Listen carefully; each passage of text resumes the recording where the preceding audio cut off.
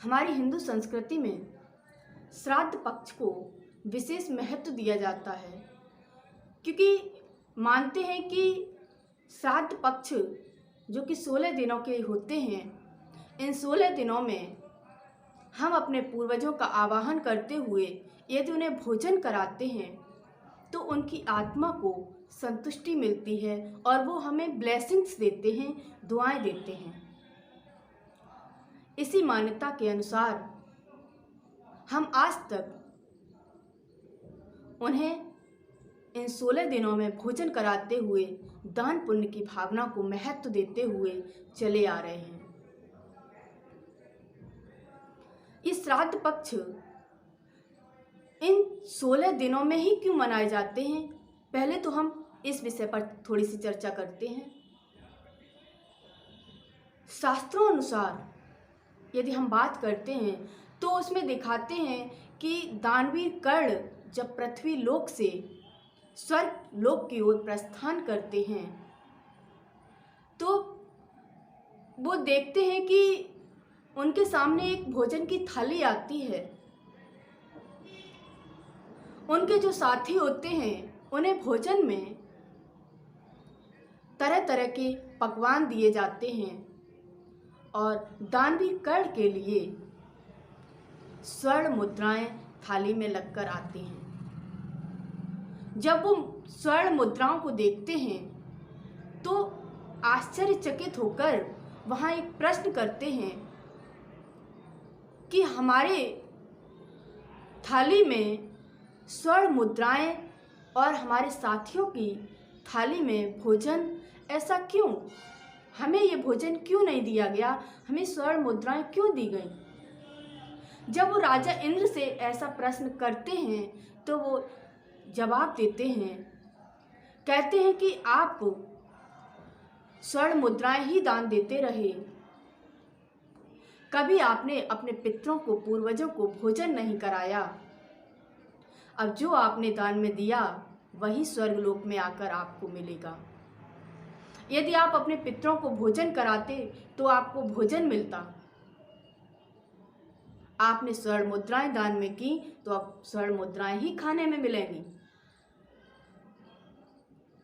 तब उस वक्त दानवीर कर्ण वहां राजा इंद्र से एक आग्रह करते हुए कहते हैं कि अब मैं क्या करूं जिसकी वजह से मुझे भोजन मिल पाएगा? ऐसा मैं कौन सा काम करूं? तो राजा इंद्र कहते हैं कि आपको पृथ्वी लोक जाकर अपने पूर्वजों को भोजन कराना होगा और भोजन कराने के लिए आपको ये 16 दिन दिए जाते हैं। इन 16 दिनों में आप अपने पूर्वजों को भोजन कराइए। जब आप भोजन कराएंगे तभी आपको यहाँ पर आने के बाद भोजन मिलेगा। तब दानवीर कर्ण इस पृथ्वी लोक पर आकर इन 16 दिनों में अपने पूर्वजों का आवाहन करते हुए उन्हें भोजन कराते हैं। तब से आज तक हिंदू धर्म की ये संस्कृति, ये परंपरा चली आ रही है।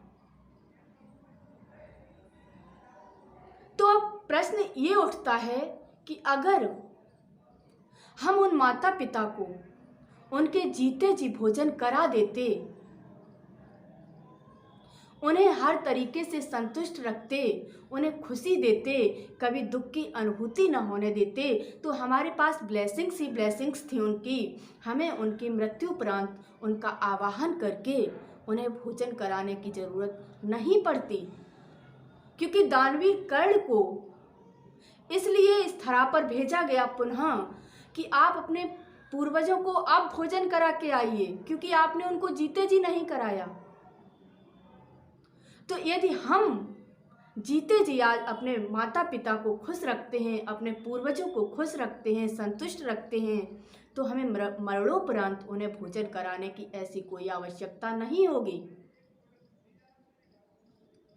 हाँ, ये बात सही है कि जब हम उन्हें उनके आवाहन पर बुलाते हैं, उन्हें भोजन कराते हैं, तो इसकी वासना उनकी आत्मा जहाँ होगी उस तक जरूर पहुँचेगी।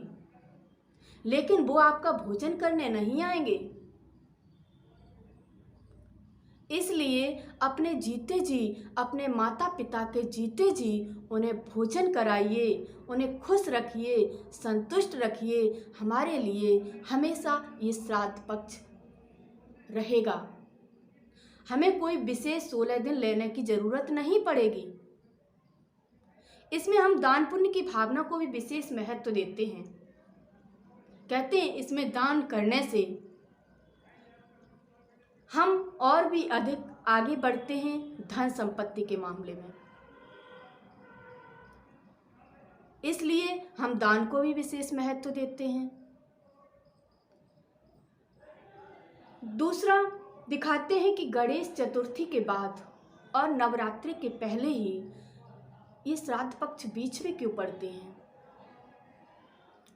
तो गणेश जी को एक मात्र पितृ भक्त दिखाया है। गणेश जी अपने माता पिता के बहुत बड़े भक्त थे, आज्ञाकारी बेटा थे।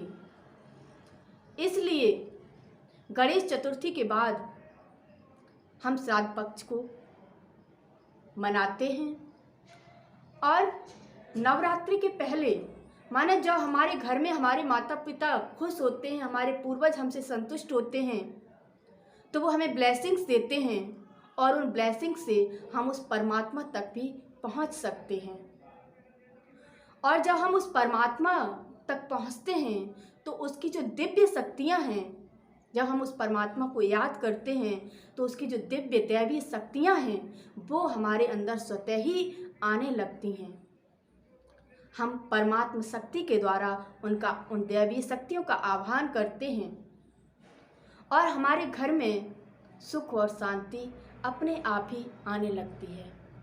जब हम उन नौ जो शक्तियों को दिखाया है, उन दैवी शक्तियों से संपन्न अपना जीवन बना लेते हैं, तब दशहरा मनाते हैं। दशहरा मीन्स दशहरा, माना हम अपने अंदर की कमी कमजोरियों को हराकर उन परमात्म शक्तियों से अपने जीवन को खुशबूदार बनाकर, उन परमात्म शक्तियों से संपूर्ण बनाकर जब अपनी आत्मिक ज्योति, प्रकाश की ज्योति जला लेते हैं तो उसको ज्योति को जलाना अर्थात दिवाली मनाना। तो दीपावली मनाना मीन्स अपनी ज्योति को जगाते हुए औरों को भी ज्ञान के प्रकाश से प्रकाशित करते हुए अज्ञान रूपी अंधेरा यानी कि कमी कमजोरियों का विनाश करते हुए हमें आगे बढ़ना है। यही हमारे जीवन का उद्देश्य हो। तो इसी के साथ ही हम जो श्राद्ध पक्ष मनाएं, तो अपने जीते जी जो आज हमारे समक्ष मेरे माता पिता हैं, उनको इन 16 दिनों ही नहीं बल्कि आजीवन कभी भी दुख की अनुभूति न होने दें। हम ऐसा कोई भी कार्य न करें जिससे हमारे माता पिता को कहीं न कहीं कष्ट हो और वो हमें दुआओं की जगह बद्दुआएं देते हैं। यदि हम उनकी आजीवन ब्लेसिंग्स लेते रहे तो यकीनन हमें किन्हीं 16 दिनों में उनके आवाहन की ज़रूरत नहीं पड़ेगी। वो हमेशा हमारे साथ होंगे। धन्यवाद।